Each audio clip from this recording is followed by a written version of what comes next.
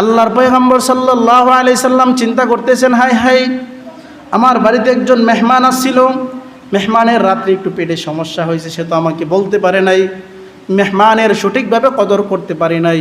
মেহমান মনে হয় কষ্ট নেই, আমার বাড়ি থেকে ঘর থেকে মনে পালায় গেছে, তার মনে কোনো সমস্যার কারণে সে চলে গেছে, কিন্তু আমি তো তাকে পরিপূর্ণ সেবা করতে পারি নাই, বরং আল্লাহ রাসূল আফসোস করতেছে। আর আমরা হইলে কি করতাম, এই হাডাসের বাচ্চা খাইছি ঠিক আছে, আবার বাথরুম করে গেছে, এর ফাইলে তো মুরাইলাম, হইলে কয়ে গেছে তাড়াতাড়ি বিচারে বাই কর। কিন্তু আল্লাহর রাসূল তার বিপরীত আফসোস করতেছে, এই লোকটাকে আমি মনে হয় সঠিকভাবে খেদমত করতে পারি নাই, সেজন্য সে আমার বাড়ি থেকে সে চলে গেছে। আর এই বৃদ্ধ লোকটা সে তার লাঠিটাকে লাইখা চলে গেছিল।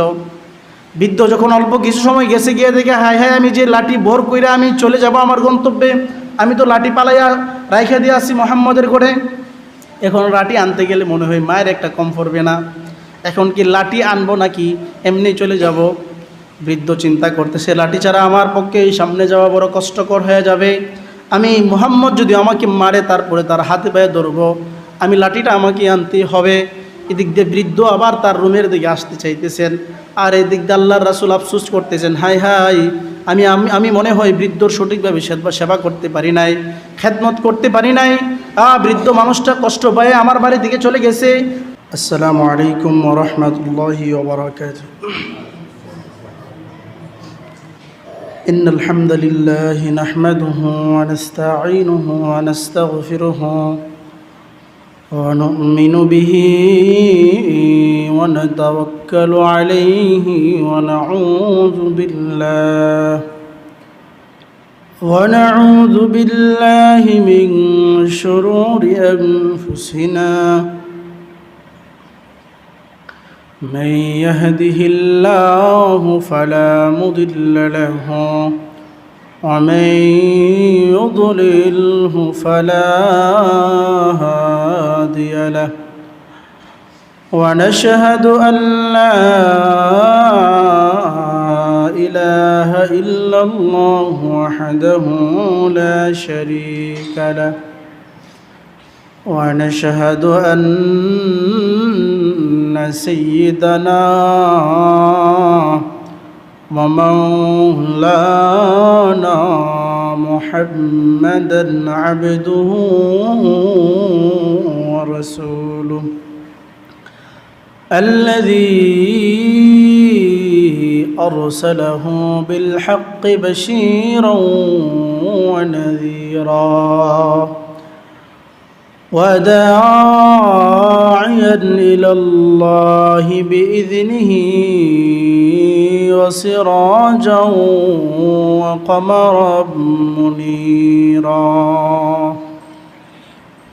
أما بعد، فقد قال الله تعالى في كلامه المجيد وفي فرقانه الحميد. أعوذ بالله من الشيطان الرجيم. بسم الله الرحمن الرحيم. إن الذين فتنوا المؤمنين والمؤمنات ثم لم يتوبوا فلهم عذاب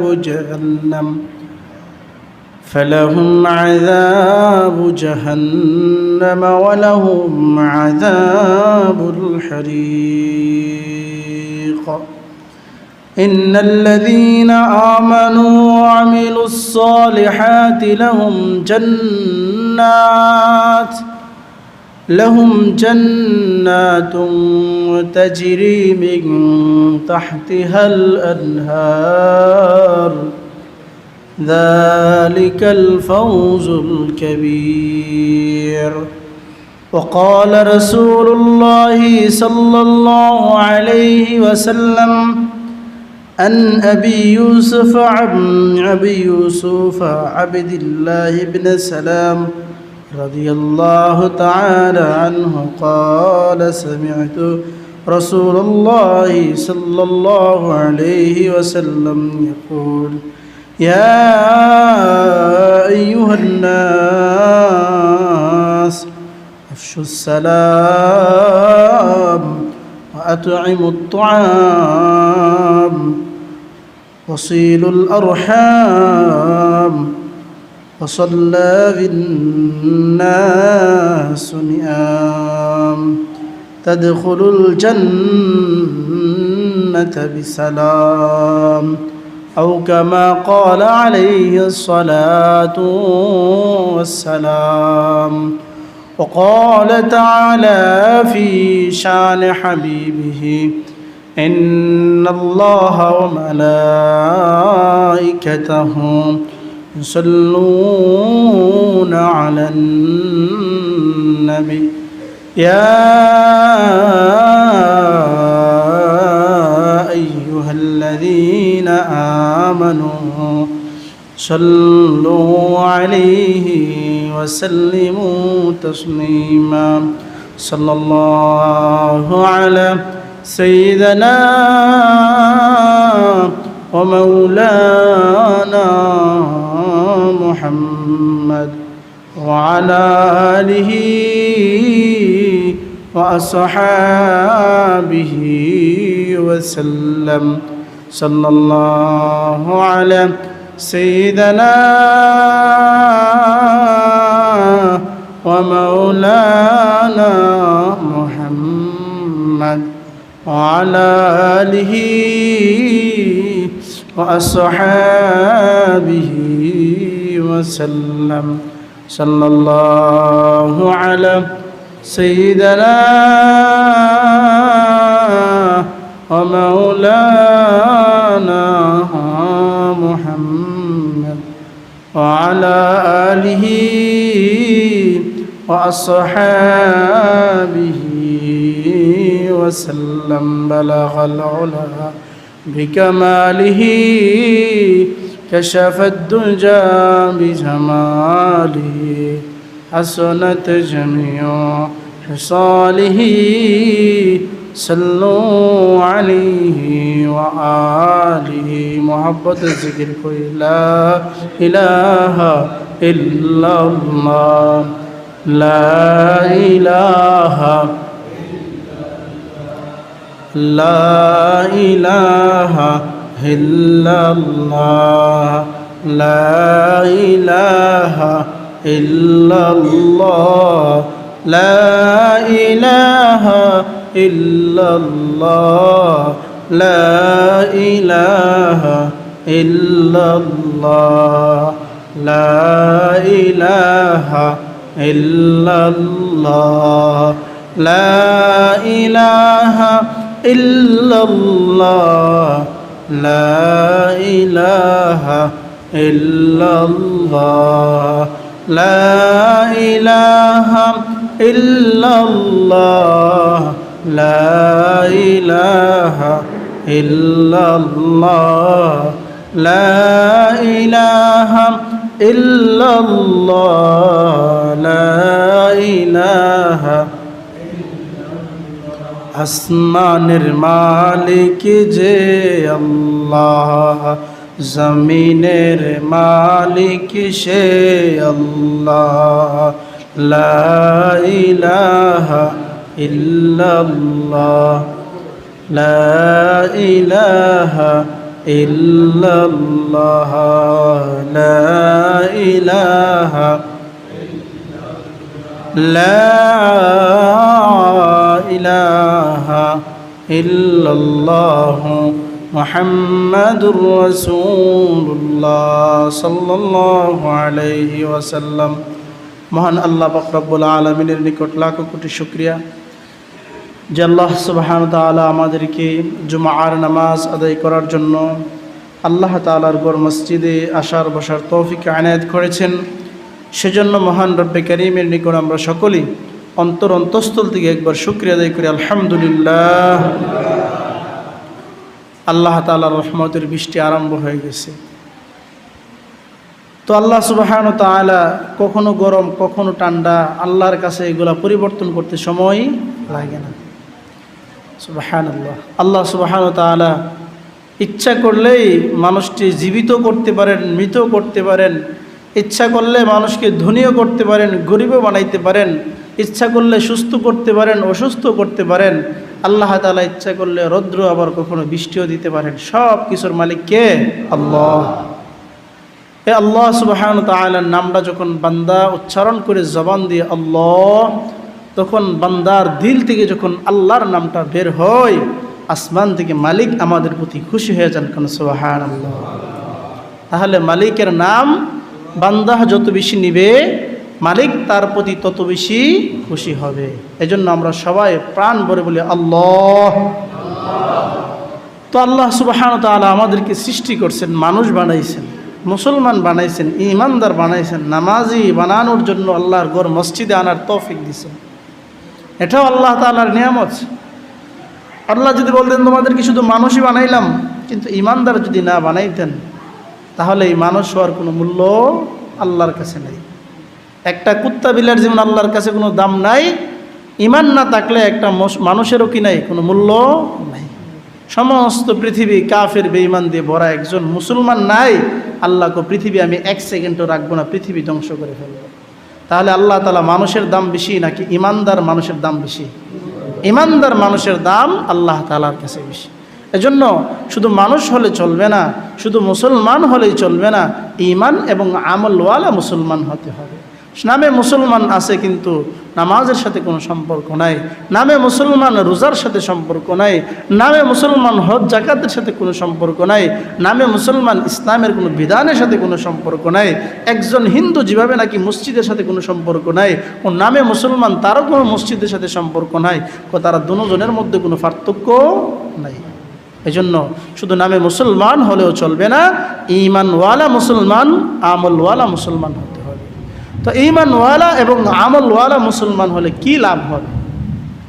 আল্লাহ তাআলা বলেন, যদি কেউ ঈমানওয়ালা এবং আমলওয়ালা মুসলমান হইতে পারে, আল্লাহ বলেন ইন্নাল্লাযীনা আমানু ওয়া আমিলুস সলিহাত, ঈমান আনো এবং নেক আমল করো, যদি তুমি এই দুই গুণের মুসলমান হতে পারো, আল্লাহ বলেন লাহুম জান্নাত, তোমার জন্য জান্নাত। কোন? সুবহানাল্লাহ। তাহলে ঈমানওয়ালা এবং আমলওয়ালা মুসলমান হলে আল্লাহ বলেন লাহুম জান্নাতুন তাজরি মিন তাহতিহাল আনহার, এই দুই গুণওয়ালা মুসলমানের জন্য আমি জান্নাত রাখছি। কেমন জান্নাত? যে জান্নাতের তলদেশে নহর রয়েছে, ঝর্ণা রয়েছে, বান্দা তার ঝর্ণা দেখে তার শোক শীতল হয়ে যাবে। সুবহানাল্লাহ। পৃথিবীর বিভিন্ন প্রান্তে আল্লাহ তাআলা ঝর্ণা সৃষ্টি করে রাখছে পাহাড়ের বুকে, মানুষ দেখার জন্য পৃথিবীর বিভিন্ন প্রান্তে ছুটে যায় এই দুনিয়াবি ঝর্ণা দেখার জন্য। আল্লাহ বলেন এটা তো আমার স্যাম্পল, মাত্র নমুনা, এর চাইতে হাজার গুণ সুন্দর তোমার জন্য আমি জান্নাতের মধ্যে ঝর্ণা ফিট করে রাখি। সুবহানাল্লাহ। তাহলে আজকের আলোচ্য বিষয় হলো, আল্লাহ তাআলা আমাদেরকে সৃষ্টি করছেন, সৃষ্টি করার পরে আল্লাহ তাআলা ঈমানদার মুসলমান বানাইছেন, আর একদল গায়রে মুসলমান বানাইছেন, যাদের ঈমান নাই, যারা ঈমানওয়ালা মুসলমান, আল্লাহ তাদের জন্য জান্নাত রাখছেন। আল্লাহর রাসূল সাল্লাল্লাহু আলাইহি সাল্লাম হাদিসের মধ্যে বলেন, 4টা গুণ যদি কোনো মুসলমান অর্জন করতে পারে, 4টা গুণ না, শুধু 4টা গুণের থেকে একটা গুণ যদি কেউ অর্জন করতে পারে, আল্লাহ তাআলা তার জন্য জান্নাত রাখছে। কোন? সুবহানাল্লাহ। তাহলে 4টা গুণ যদি আমার ভিতরে ফিট করতে পারি, তাহলে আমার জন্য জান্নাতে যাওয়াটা কি সহজ হয়ে যাবে। 4টা গুণ কি? আল্লাহ রাসূল সাল্লাল্লাহু আলাইহি সাল্লাম হাদিসের মধ্যে বলেন, আন আবি ইউসুফ আব্দুল্লাহ ইবনে সালাম রাদিয়াল্লাহু তাআলা আনহু হতে বর্ণিত, ক্বালা সামি'তু রাসূলুল্লাহ সাল্লাল্লাহু আলাইহি সাল্লাম, তিনি বলেন আমি রাসূলুল্লাহ সাল্লাল্লাহু আলাইহি সাল্লামের কাছ থেকে শুনেছি, ইয়াকুল, আল্লাহ রাসূল বলছেন, ইয়া আইয়ুহান নাস, হে মানব সকল, ইয়া আইয়ুহান নাস, হে ঈমানদার, হে মানুষ, তোমরা শোনো, আফশুস সালাম, তোমরা বেশি বেশি করে কি করো? সালাম দাও। আফশুস সালাম, তোমরা বেশি বেশি করে সালাম দাও। তোমরা যদি জান্নাতে যেতে চাও, 4টা গুণ তোমার ভিতরে ফিট করো। এর মধ্যে একটা গুণ হলো, আল্লাহ রাসূল বলেন আফশুস সালাম, বেশি বেশি করে মানুষকে কি করো? সালাম দাও। হযরত আবু বকর সিদ্দিক রাদিয়াল্লাহু তাআলা আনহু বলেন, আমি যেই মাত্র রাসূল আমার সামনে আসতেন আর আমি রাসূলকে সালাম দেব, মুখ থেকে সালামটা বের করব, এমন সময় রাসূলের সালামের আওয়াজটা আমার কানের মধ্যে পৌঁছে যাইতো। কোন সুবহানাল্লাহ। রাসূলকে আমি জিন্দগিতে কোনোদিন আগে সালাম দিতে পারি নাই। রাসূল যেই মাত্র আমাকে দেখছে, আমি সালামটা দেব রেডি হইতেছি, এমন সময় রাসূলের সালাম আমার কানের মধ্যে বাইরে আসে পড়তেন। কোন সুবহানাল্লাহ। তাহলে রাসূল সবার আগে সালাম দিয়ে দিতেন, শুধু বড়দের ক্ষেত্রে না, রাস্তা দিয়ে ছোট্ট একটা বাচ্চাও যদি যেত, আল্লাহ রাসূলের অভ্যাস ছিল তাকেও সালাম দিয়ে দিতেন। সুবহানাল্লাহ। তাহলে কেমন রাসূল আমরা পেয়েছিলাম যে রাসূল ছোট্ট বাচ্চাকে দেখলেও আগে সালাম দিতেন, আসসালামু আলাইকুম ওয়া রাহমাতুল্লাহি ওয়া বারাকাতুহু। কিন্তু আফসোসের বিষয় হলো আজকে আমরা মুসলমান, কিন্তু সালাম আমরা দিতে পারি না, শুদ্ধ করে আমাদের সালাম হয় না। আসসালামু আলাইকুম, কি উত্তর দিছে? সালাম আলাইকুম, যার অর্থ হলো তোমার মৃত্যু হোক। সালাম আলাইকুম, তোমার উপরে উট গাদার যে নারী বুড়ি আছে এগুলো তোমার উপরে ফরক। তাহলে আমার জন্য দোয়া করছেন, আরো বদ্ধ করছে। এই যে সালাম আলাইকুম কইছে, টাটাটা তখন কইতেছে আমার উপরে ফরবার লিখিয়া। তাহলে এমন সালাম যদি আমরা দেই, তাহলে এই সালাম দ্বারা আমি আমার ভাইকে শান্তি এবং রহমতের দোয়া করার বদলতে আমি তার জন্য গজবের দোয়া করে বসে দিচ্ছি। এজন্য বাক্যটা ছোট্ট হতে পারে, কিন্তু আল্লাহ তাআলা এই সালামের মধ্যে রাখছেন আসসালামু আলাইকুম, আল্লাহ তাআলা আপনার উপর শান্তি বর্ষণ করুন, ওয়া রাহমাতুল্লাহি ওয়া বারাকাতুহু, এবং রহমত এবং বরকত নাজিল করুক। আর আমি যদি এই সব সালামটারে সংক্ষিপ্ত আসসালামু আলাইকুম কয়ে বলি, তাহলে আমার উপর আল্লাহ তাআলার গজব নাজিল হবে। তাহলে কত বড় একটা ভুল করতেছি। এক ইহুদি আল্লাহর রাসূলকে এসে সালাম দিয়েছে, আসসালামু আলাইকুম। আম্মা জান আয়েশা সিদ্দিকা রাদিয়াল্লাহু তাআলা শুনে তো রাগ হয়ে গেছে। তিনি বলতেছেন, আল্লাহর গজব তোর উপর বরং রাসূলের উপর কেন পড়বে? কারণ যার অর্থ হলো তোর মৃত্যু হোক, তোমার মৃত্যু হোক। এই কথাটা শুনে আসসালামু আলাইকুম শুনে আয়েশা সিদ্দিকা রাদিয়াল্লাহু তাআলা রাগান্বিত হয়ে গেছেন। এই বেটা, তুই রাসূলের জন্য কি বদ্ধ করলি? তুই দোয়ার বদলে তুই বদ্ধ কিরা বসে বসেছিস। সে তো মনে করছে যে সালামটা বুঝি এইভাবেই, কিন্তু সে যে বলে সালাম দিয়ে বলছে আল্লাহ রাসূলকে উল্টা পাল্টা। আয়েশা সিদ্দিকা রাদিয়াল্লাহু তাআলা রাগান্বিত হয়ে গেছেন। আল্লাহ রাসূল বললেন, বুঝো, সে বুঝে না, সে ইহুদি, সে কীভাবে সালাম দিতে হয় সে জানে না। তাকে সালামটা আসলে কি শুদ্ধভাবে তার শেখা উচিত ছিল। এজন্য সালামটা আমাদেরকে শুদ্ধ করে দিতে হবে। সবাই বলেন আসসালামু আলাইকুম, আসসালামু আলাইকুম। পুরাটা না পারেন, কমপক্ষে এতটুকু দিলে আল্লাহ তাআলা আপনার উপর রহমত বর্ষণ করুন। আসসালামু আলাইকুম ওয়া রাহমাতুল্লাহি ওয়া বারাকাতুহু, এটা হলো পুরাটা সালাম। আসসালামু আলাইকুম ওয়া রাহমাতুল্লাহি ওয়া বারাকাতুহু, এটা কি পুরাটা সালাম। আপনার হাতে সময় নাই, আপনি সংক্ষিপ্ত দিতে চাইতেছেন, দিতে পারবেন। আসসালামু আলাইকুম এতটুকু যদি শুদ্ধ করে দেন, তাহলে তার জন্য আপনি রহমতের দোয়া করলেন, কিন্তু গজবের দোয়াটা করলেন না। এজন্য শুদ্ধভাবে সুন্দরভাবে সালাম দিতে হবে। আসসালামু আলাইকুম, যিনি পাশ থেকে আসছেন তিনিও বলবেন ওয়া আলাইকুমুস সালাম, ওয়া আলাইকুমুস সালাম। আল্লাহ তাআলা আপনার উপরও কি করুক? রহমত বর্ষণ করুন। আল্লাহ তাআলা মুসলমানদের জন্য কত সুন্দর একটা ব্যবস্থা করছে। এক মুসলমান আরেক মুসলমান ভাইকে দেখবে, তার জন্য রহমতের দোয়া করবে, শান্তির দোয়া করবে, তার কল্যাণের দোয়া করবে। কিন্তু আফসোসের বিষয় হলো আজকে মুসলমান তার আপন মুসলমান ভাইরে সালাম দিতে লজ্জা লাগে। ছোটো ভাই বড় ভাইরে সালাম দেয় না। বড় ভাইরে কেমনে সালাম দিব? শরম করে। বড় ভাইকে ছোটো ভাইরে কেমনে সালাম দিমু? লজ্জা লাগে। বাড়িতে ঢুকলে মারে কেমনে সালাম দিমু? লজ্জা লাগে। বাপরে কেমনে সালাম দিমু? লজ্জা লাগে। অথচ এই রহমতের দোয়া আমি তার জন্য করতেছি প্রতিনিয়ত, আর রহমত তার উপর নাজিল হবে। এটা আমি আমার মা বাবার জন্য চাই না, এটা আমি ভাই বোনের জন্য আমি চাই না। চাই কার জন্য? রাস্তায় আরেকজন অপরিচিত ব্যক্তির সাথে সাক্ষাৎ দিছে, আসসালামু আলাইকুম, তার জন্য চাইতেছি। কিন্তু আমার ঘরের জন্য আমি চাইতে কি লাগে? লজ্জা লাগে। আবার শ্বশুর শাশুড়ি ঠিকই আসসালামু আলাইকুম, শ্বশুর আব্বা ভালো আসেননি, শাশুড়ি আম্মা ভালো আসেননি, হিয়া না আবার ঠিকই সুন্দরভাবে সালাম দে, সবাই প্রশংসা করে, ও না মাশাল্লাহ জামাই যে দে এনে কি করে? সালাম দে। তাহলে যেখানে সালাম দেওয়ার কথা বেশি ছিল আব্বা আম্মার কাছে, এখানে না দিয়া ওই জায়গার মধ্যে আবার কি সালামটা বেশি চলতেছে। এই জন্য সালাম সব জায়গার মধ্যে দিতে হবে। নিজের আব্বা, নিজের আম্মা, নিজের ভাই বোন যা আছে সবাইকে সালাম দিতে হবে। শুধু সালাম এই রাস্তাঘাটে না, বরং ঘরের ভিতরে সালাম দিতে হবে। আল্লাহর রাসূল বলেন, তুমি যখন ঘরে প্রবেশ করবা তখন ঘরে কি করো? সালাম দাও। ঘরে তুমি সালাম দাও, কোনো মানুষ নাই, তারপরে ঘরে ঢোকার সময় তুমি সালাম দিবা। সালাম দিলে কী লাভ হবে? ঘরে যদি কোনো মানুষও না থাকে, ঘরের ভিতরে ফেরেশতা আছে, তারা কি করবে? তোমার সালামের উত্তর দিয়ে দিবে। এজন্য সালাম বেশি বেশি করে দিতে হবে। নিজের সন্তানকে আপনি সালাম দেন, অভ্যস্ত করেন। আপনি মনে করতেন শরম পাইতেছেন না, তার জন্য রহমতের দোয়া করতেছেন। ছোট্ট বাচ্চাটাকে সালাম দেন। আপনি যদি আপনার ছোট্ট বাচ্চাটাকে ডেলি সালাম দেন, তার বয়স 5-7 বছর হয়ে গেছে, সে যখন বারবারই আপনি তাকে সালাম দিতেছেন, তার মনে কি হাই হাই কেমন লজ্জার কথা, আব্বা আমারে সালাম দেয়, আমি আব্বারে সালাম দিই না। আপনারে এখন যে আপনি নিয়মিত সালাম দিতেছেন, দূরের থেকে আপনারা সালাম মারবো, যে আব্বারে আর সালাম দেওয়ার সুযোগটা আমি দিতাম না। তাহলে এই যে আপনি লজ্জা শরম বাইঙ্গে আপনার সন্তানকে সালাম দিছেন, আগে শিখাইছেন, এই সন্তান এখন আগেই আপনার কি করবে, সালাম দিয়ে দিবে। এজন্য সালামটা শুদ্ধ করা। আল্লাহ রাসূল বলেন, ইয়া আইয়ুহান নাস, হ্যাঁ মানব সকল, তোমরা যদি জান্নাতে যেতে চাও তাহলে আফশুস সালাম, বেশি বেশি করে সালাম দাও। 2 নাম্বার, আল্লাহ রাসূল সাল্লাল্লাহু আলাইহি সাল্লাম বলেন, ওয়া আত'ইমুত তাআম, মানুষকে খাবার খাওয়াও। মানুষকে কি করা, খাবার খাওয়ানো। যাদের ঘরে খাবার ভরা তাদেরকে বেশি করে খাওয়ানো, নাকি যার ঘরে নাই? এখন আমাদের সিস্টেম হয়েছে উল্টা, দাওয়াত দেখারে যার টাকা পয়সা আছে, যার অর্থ সম্পদ আছে, দাওয়াত দিলে 1000 পাওয়া যাইব, 2000 পাওয়া যাইব, ইমুক মানুষটি দেখে দেখে দাওয়াত দে, আর গরিব পাশে দা বৈশা বৈশা ছায়া তাকায় থাকে। এটা আমাদের কপালও না, এটা যাদের টাকা আছে তাদের কপালে। এই জন্য আল্লাহ রাসূল বলেন, না, যারা ক্ষুধার্ত তাদেরকে অন্ন দাও, তাদেরকে যারা বস্ত্রহীন তাদেরকে বস্ত্র দাও, তাদের কাপড় নাই তাদের কাপড় দাও। ও আত'ইমুত তাআম, যারা ক্ষুধার্ত তুমি তাদেরকে খাবার দাও। খাবার দিলে কী লাভ হবে?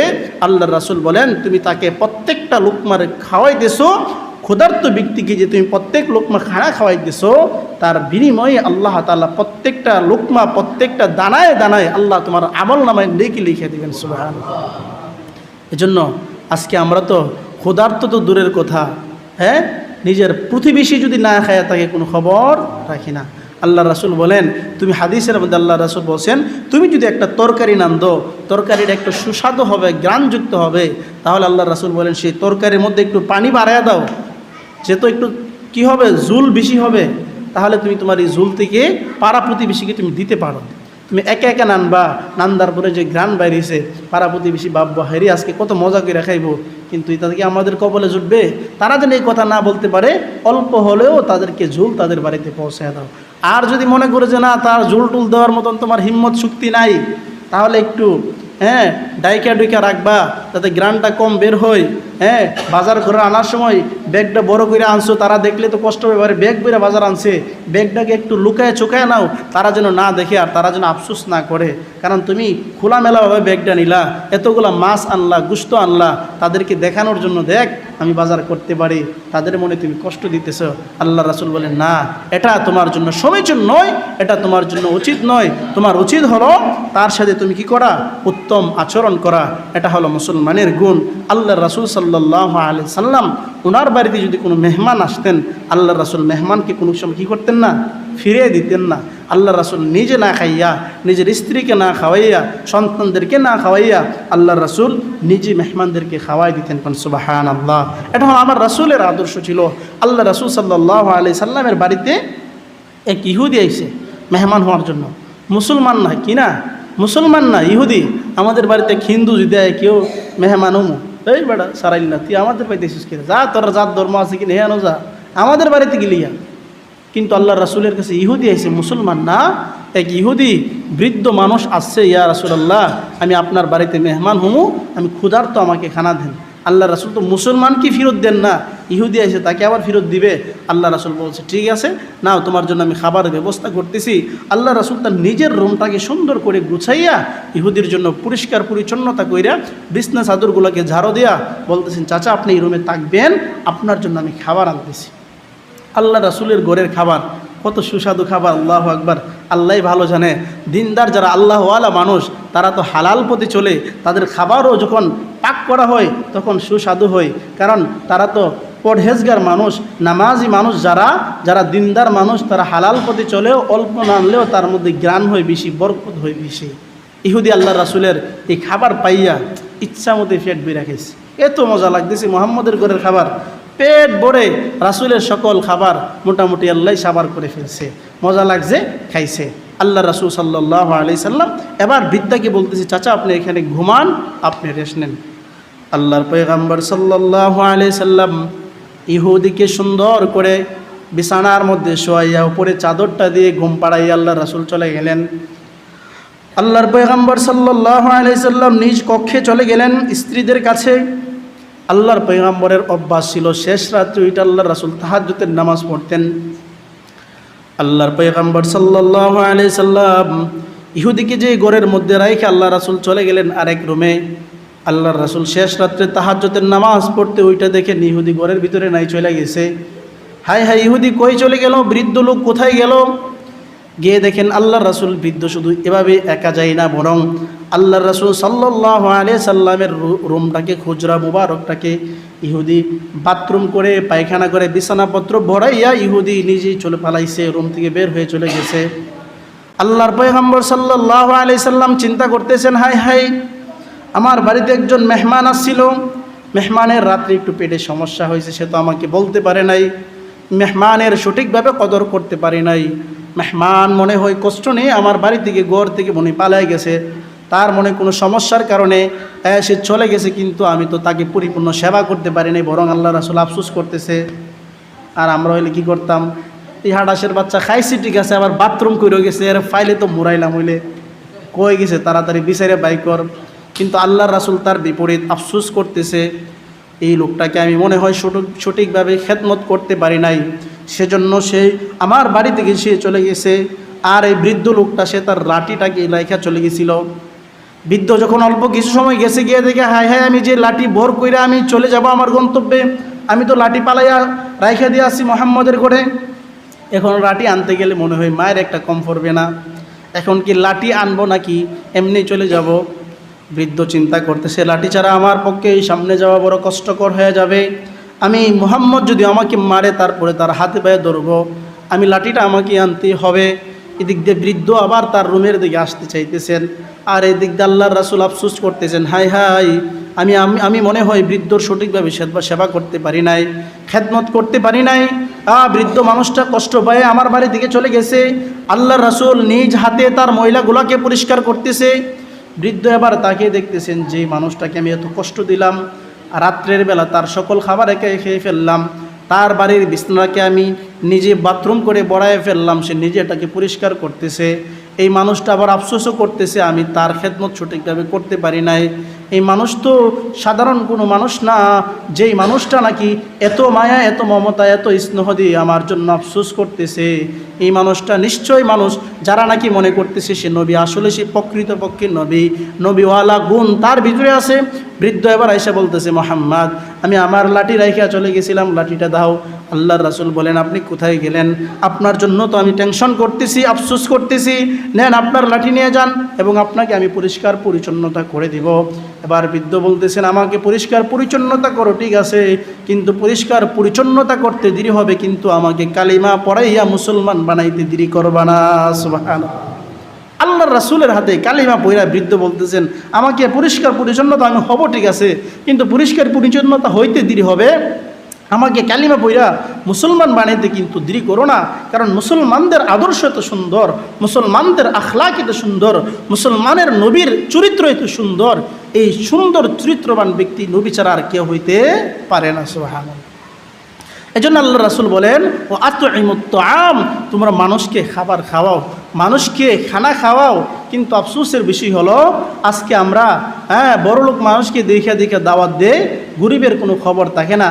আল্লাহ রাসূল বলেন, যেইখানে খাবারের ব্যবস্থা করা হয়েছে, যেইখানে খাবারের অনুষ্ঠান করা হয়েছে, সবাই যদি বড়লোক থাকে আর দরিদ্র মানুষ যদি না থাকে, এই খাবারের ভিতরে কোনো রহমত আর বরকত আল্লাহর পক্ষ থেকে আসে না। কারণ সব বড়লোক পার্টি, এখানে কত দরিদ্র সাধারণ মানুষের খাবারের কোনো কি নাই, ব্যবস্থা নাই। আল্লাহর রাসূল বলেন, এখানে কোনো আল্লাহর পক্ষ থেকে বরকতও নাই। এজন্য খাবারের অনুষ্ঠান যখনই করবেন, এলাকার দরিদ্র মানুষ দেখা আপনি বেশি না পারেন 2, 4, 5 জনকে আপনি দাওয়াত করেন। যারা মানুষের বাড়িতে যাদেরকে কেউ দাওয়াত দিতে চায় না, তাদেরকে আপনি দাওয়াত দেন, দরিদ্র মানুষদেরকে একটু আপ্যায়ন করেন, ভালো বুড়া খাওয়ান, আপনিও তো খাইবেন। 10 জন, 20 জন, 50 জনকে খাওয়াইতে পারলেন, 2-4 জন দরিদ্র মানুষকে আপনি খাওয়াইলে আপনার আল্লাহ তাআলা আপনার সম্পদে কমতি দিবেন না। এজন্য দরিদ্র মানুষদেরকে খাওয়াবেন।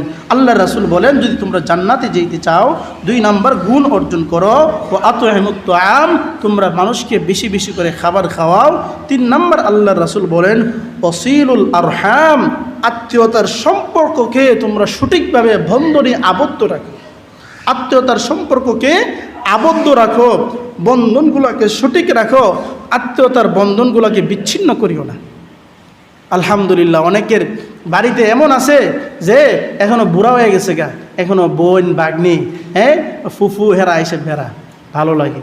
আর অনেকে আল্লাহর রহমতে বিয়া শাদী করতে দেরিও বোন বাগনি থেকে আলাদা হইতে দেরি হয় না, কান ফরা শুরু হয়ে থাকে। তোমার বোনে কদিন ফরে ফরে আয়ে, ইতা করলে সংসার যাইব না। তোমার ফুফাইতে আসে, তোমার বাগনি বগনি এতগুলো আসে, ইতা করলে কদিন ফরে ফরে আইলে আমরা নিজেরাই চলতে পারি না, হেরার কি সালাম। এই যে কান ফরা চলে, শেষ পর্যায়ে বোন বাগনি থেকে আলাদা হয়ে যায়। আল্লাহ রাসূল হাদিসের মধ্যে বলেন, কেউ যদি তাড়াতাড়ি বড়লোক হইতে চায়, কি হইতে চায়? তাড়াতাড়ি বড়লোক হইতে চায়, আল্লাহ রাসূল বলেন সে যেন তার আত্মীয়তার সম্পর্ককে বিচ্ছিন্ন না করে, বরং তার আত্মীয়তার সম্পর্ক যারা আছে তাদেরকে মেহমানদারি করায়, তাদের বোনকে, তার বোন, তার বাগনি, তার ফুফু যারা আছে, তার খালাম্মা, তাদের সাথে যেন তার সম্পর্ককে আরো গভীর করে, তাদেরকে যেন বেশি বেশি করে খাওয়ায়, তাদেরকে বেশি বেশি করে দাওয়াত দেয়। তাদেরকে বেশি বেশি খাওয়াইলে, তাদেরকে দাওয়াত দিলে আল্লাহ তাআলা তাকে তাড়াতাড়ি বড়লোক বানাই দেবে। কোন সুবহানাল্লাহ। কিন্তু আফসোসের বিষয়, আজকে আমরা বড়লোক টিয়া পয়সা কামাইতেছি কিন্তু বরকত নাই, কারণ মূল জায়গার মধ্যে আমাদের সম্পর্ক ঠিক নাই, আত্মীয়তার সাথে আমাদের সম্পর্ক ঠিক নাই, আত্মীয়তার সম্পর্ক আমরা বিচ্ছিন্ন করে ফেলতেছি। ভাই তার বোনরা আসলে দেখতে পারে না, ভাই তার ফুফুরা আসলে দেখতে পারে না।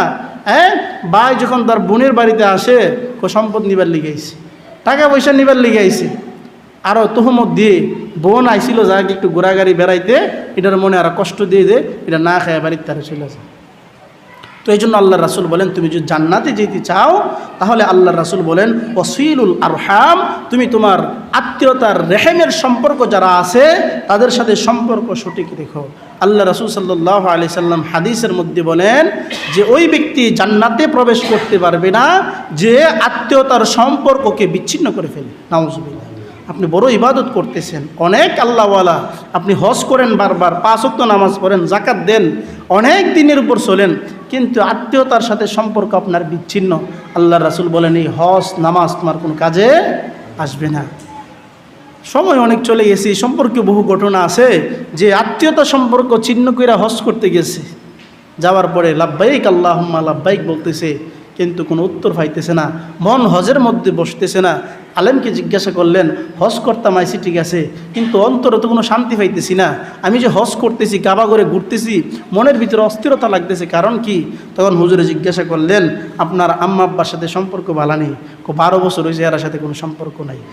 তুমি এখানে হজ করলে কী লাভ? তাড়াতাড়ি হজরিতে কাফেলা ফালায় বাড়ি যাও, তুমি তোমার মা বাবার সাথে সম্পর্ক ঠিক রাখো, তারপরে এখানে লাব্বাইক আল্লাহুম্মা লাব্বাইক বলো, আরশের মালিক তা শুনবে। সে ঠিকই এখান থেকে সব কিছু ফেলে দিয়ে মার কাছে গেছে, গিয়ে দেখে মা সন্তানের জন্য এখনো বৈশা কান্দে, আমার সন্তান কখন আসবে, সন্তান কখন আসবে, সন্তানের জন্য কাঁদতে কাঁদতে চোখ অন্ধ করে ফেলছে। জিগাইছে 12 বছর পরে বাইত গেছে যে ইমুকে আসেনি, তোমার ইমুকের বাপে তো মারা গেছে, নিজের নাম প্রকাশ করছে না যে ইমুকের বাপ আসেনি, ইমুকের বাপ তো ছেলের সুখে মারা গেছে। মারাও ছেলের সুখে কাঁদতে কাঁদতে চোখ একটা কানা করে ফেলছে, যাও গিয়ে দেহ আছে কিনা, কে দেখে ঘরের ভিতরে সন্তানের জন্য কাঁদতেছে, আর যেই মাত্র ঘরে ঢুকছে সন্তানের গ্রান মা পাইছে, বলতেছে আমার সন্তান মনে হয় ঘরও এসে বসছে। সুবহানাল্লাহ। সন্তানকে বুকে জড়াইয়া ধরছে, মাও কান্দে, সন্তানও কান্দে, বলতেছে মা আমি তো দীর্ঘ 12 বছর তোমার সাথে অন্যায় করে ফেলছি, আমাকে মাফ করে দাও। মা বলতেছেন বাপরে, তোরে যেদিন আমার গড়তে গেছ এদিনে আমি তোরে মাফ করে দিছি, তুই তোর বুঝে গেছস না, না বুঝে গেছস, আজকে আমি তোরে মাফ করে দিলাম। মা তার সন্তানকে বুকে জড়াইয়া ধরছে। সন্তান বলেন পৃথিবীর যত ইবাদত করছি আর যত শান্তি না পাইছি, মার বুকের সাথে আমার বুক জড়ানোর সাথে 1000 কোটি গুণ শান্তি আমি বেশি পেয়ে গেছি। সুবহানাল্লাহ। এজন্য মা বাবার সাথে সম্পর্ক বিচ্ছিন্ন করে, ভাই বোনের সাথে সম্পর্ক বিচ্ছিন্ন করে, শ্বশুর শাশুড়ির সাথে ভালো সম্পর্ক, শালা সম্বন্ধীর সাথে ভালো সম্পর্ক, কিন্তু ভাই ভাইয়ের সাথে সম্পর্ক খারাপ, মা বোনের সাথে সম্পর্ক খারাপ। আল্লাহ রাসূল বলেন ইবাদত করো ঠিক আছে, কিন্তু ইবাদত আল্লাহর কাছে বসবে না। এজন্য তাদের সাথে আপনি কমপক্ষে তাদের দেখভাল করতে না পারেন, তাদের সাথে খারাপ ব্যবহার করা যাবে না। আল্লাহ রাসূল বলেন 3 নম্বর গুণ হলো ওয়াসিলুল আরহাম, সম্পর্ককে তোমরা কি করো? সঠিকভাবে বজাইয়া রাখো, সম্পর্ক বিচ্ছিন্ন করিও না।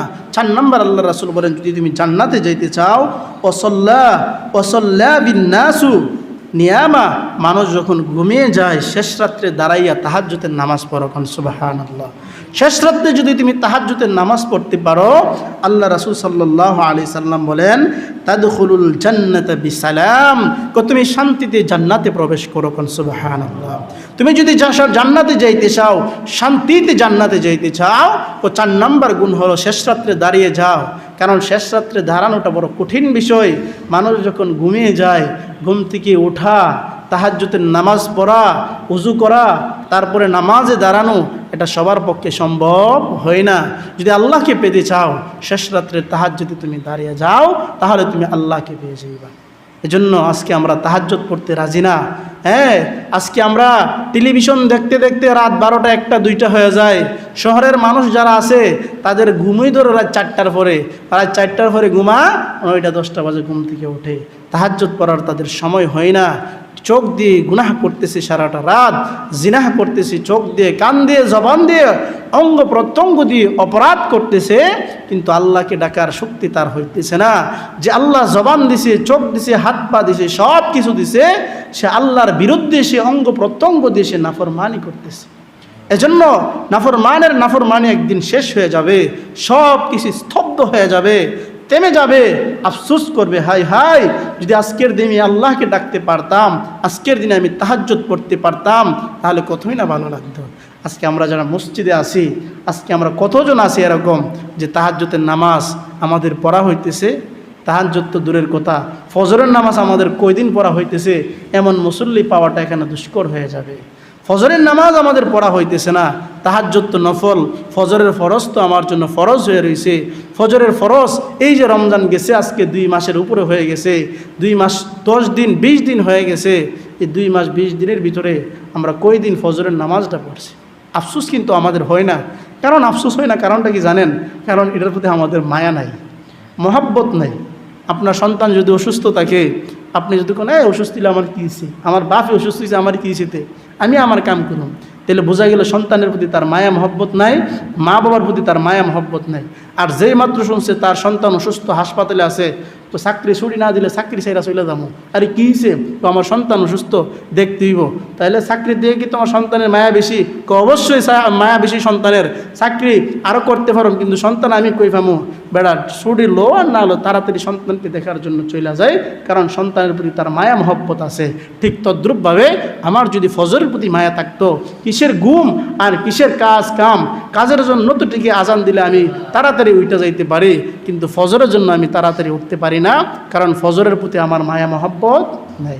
এই জন্য আমার প্রতি, নামাজের প্রতি যদি মহব্বত না থাকে, মায়া না থাকে, যে নামাজ আমার মালিক দিয়েছে, যে নামাজের ব্যাপারে হুকুম আমার মালিক দিয়েছে, এই মালিকের সাথেও কিন্তু মালিকও কিন্তু আমার প্রতি মায়া মহব্বত কম থাকবে। কারণ মালিক বলবে আমার নামাজের প্রতি তোমার মায়া নাই, তোমার প্রতিও আমার কি নাই? মায়া নাই।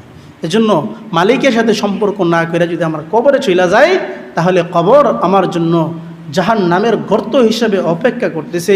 আল্লাহর রাসূল বলছেন যে কুন ফিদ দুনিয়া কাআন্নাকা গরীবুন আও আবিরু সাবির। আল্লাহর রাসূল এক হাদিসের মধ্যে বলেন, তোমরা দুনিয়াটা হলো মুসাফিরখানা। আর এক হাদিস আল্লাহর রাসূল বলেন, এই দুনিয়ার মৃত্যুর পরে কবর কারোর জন্য জান্নাত, আবার কারোর জন্য জাহান্নামের গর্ত হয়ে যাবে। যদি আমি আল্লাহর হুকুম মেনেই যদি আমি নামাজ পড়ে, 5 ওয়াক্ত নামাজ পড়ে, নবীজির তরিকায় চলে যদি আমি মরতে পারি, তাহলে কবর আমার জন্য জান্নাতের বাগান। আর যদি নবীজির হুকুম, আল্লাহর হুকুম অমান্য করে যদি আমি মৃত্যুবরণ করি, তাহলে কবর আমার জন্য জাহান্নামের গর্ত হবে। আল্লাহ তাআলা সেই কথাটাই কোরআনের মধ্যে বলছেন। আল্লাহ বলছেন, ইন্নাল্লাযীনা আমানু ওয়া আমিলুস সালিহাত। প্রথমে যে কথাটা বলেছিলাম, আল্লাহ তাআলা বলছে ইন্নাল্লাযীনা আমানু, যারা ঈমান আনবে, ওয়া আমিলুস সালিহাত, যারা নেক আমল করবে, আল্লাহ বলেন লাহুম জান্নাতুন তাজরি মিন তাহতিহাল আনহার, তাদের জন্য জান্নাত আছে, তাদের জন্য জান্নাত অপেক্ষা করতেছে, যে জান্নাতের তলে দেশের নহর রয়েছে। আর তুমি আল্লাহ তাআলার হুকুম মানতেছো না, তুমি ঈমানও আনছো, কিন্তু সে ঈমান, যে ঈমান দ্বারা তুমি গুনাহের কাজে লিপ্ত হয়ে আছো, যে ঈমান আনছো ঠিক আছে, সে ঈমান ইমান দ্বারা সুদ ঘুষ দুর্নীতি নারী জিনা বিবিচার বিভিন্ন অপরাধে তুমি সংযুক্ত হয়ে গেছো, আল্লাহ বলেন এই ইমান দ্বারা কাজ হবে না।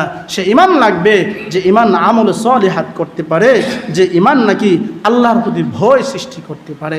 এজন্য দুনিয়াটা ক্ষণস্থায়ী, আমরা সবাই দুনিয়া ছেড়ে চলে যাব, দুনিয়াতে আমরা থাকতে পারবো না। ক্ষণস্থায়ী দুনিয়া, ক্ষণিকের দুনিয়া, চোখ বন্ধ হইলে সব শেষ হয়ে যাবে। আমি পরিকল্পনা করতেছি যে আগামীকাল এটা করব, আগামী মাসে এই কাজগুলা করব, সামনে বছর এই প্ল্যান আমাদের হাতে আছে, কিন্তু আল্লাহর কি দয়া আর মর্জি, মুহূর্তের ভিতরে রাত যাইতে শেষ হবে, সকালে লাশ হইতে আমার বেশি দূরে হবে না। এজন্য দুনিয়ার প্রতি মহাব্বত মুমিনের থাকবে না, বরং মুমিনের মহাব্বত থাকবে আখিরাতের প্রতি।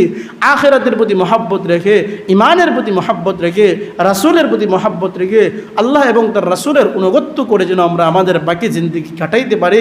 পাশাপাশি 5 ওয়াক্ত নামাজ জামাতে যেন আমরা আদায় করতে পারি। আল্লাহ সুবহানাহু ওয়া তাআলা আমাদের সকলকে তৌফিক দান করুন। সবাই বলে আমিন। ওয়া আখির দাওয়ানা